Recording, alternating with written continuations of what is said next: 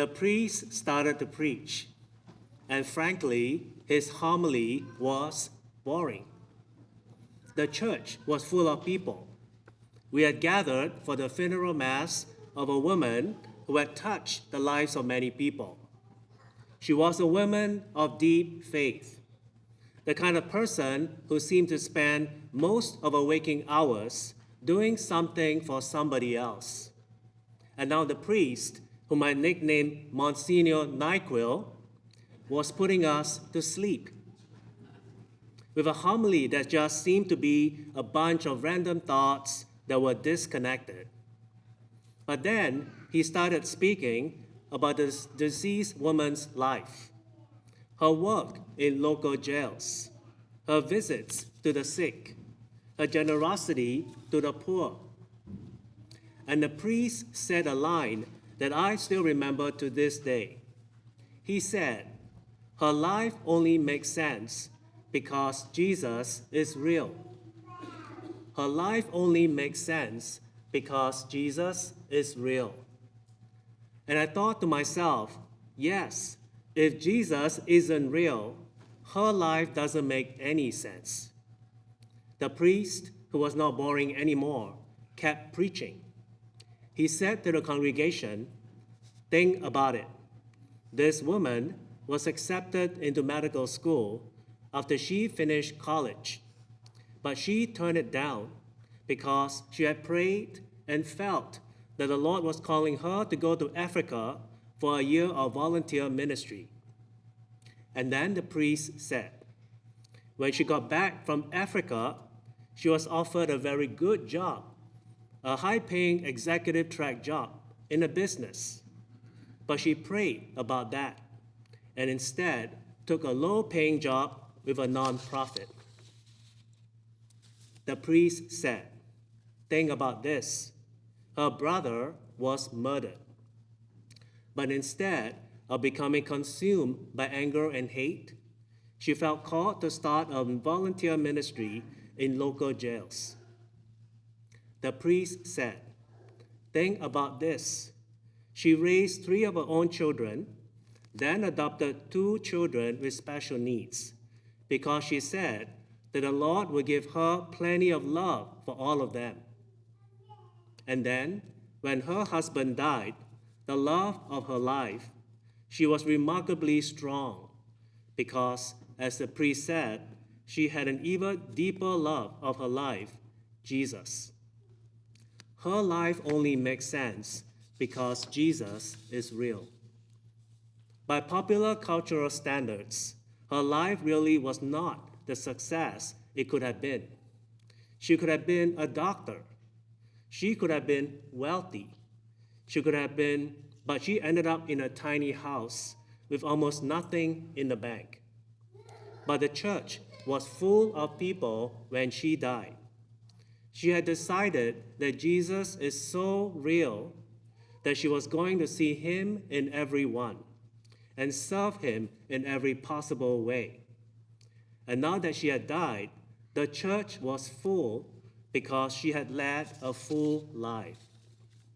Today is the feast of Christ the King in our church calendar. In some places in our modern world, there are still real kings. Some of the kings are figureheads, others are monarchs in every sense of the word. In centuries past, almost all human beings everywhere around the globe lived under the authority of kings and queens. Centuries ago then, when the church refers to Christ as king, everyone understood what that meant in one way or another. But here we are in 21st century America.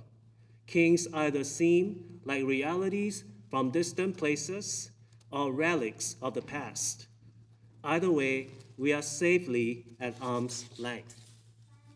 And yet, in our culture, we still call some people kings, don't we? We have the mattress king, the muffler king. We have Burger King. We have Michael Jackson, the king of pop. And of course, we have Elvis, the king of rock and roll. We may admire these kings in our culture, but none of them have power over us unless we give it to them. And so in the 21st century, what does it mean to say that Christ is king? Well, I go back to that funeral. Maybe that boring priest was giving the best possible explanation about what it means when someone says that Christ is king. The priest was describing a woman who saw Christ in everyone, who served Christ in every way, who looked for Christ in everything. Jesus was the love of her life. Jesus guided her life, and Jesus' wisdom shaped the choices of her life. Jesus was her hope, her strength, her reason for living. Her life literally made no sense without Jesus. Isn't that a great description of what a life would look like when Jesus is in charge? And in today's famous gospel passage, Jesus has a chance to summarize the gospel message one more time before he is arrested. And Jesus describes the final judgment. He speaks of the sheep and the goats. And if you were listening carefully, you would notice that both groups, the sheep and the goats, were surprised to learn that they had encountered him. And so they ask, "When did we see you hungry, or naked, or sick, or in prison? When did we see you, Lord?" And that's when the king says, "Whatever you did for one of the least brothers or sisters of mine, you did it for me." Now that truth will change our lives if we take it seriously. Because when Jesus makes that statement, he's choosing to identify with every human being walking on the earth. Whatever you do for the least of these, you do for me. The Son of God is telling us that he is present in every son and daughter of God, even the sons and daughters of God that I don't like, even the ones that I've been taught to hate and fear. Christ is already in them, and Christ is already loving them. Our call is to see Christ in them and to let Christ love them through us. In the 21st century, we might not like the language of kings and monarchs, but you know what? If we are honest, something or someone controls our life. We might not like to be called servants anymore, but you know what?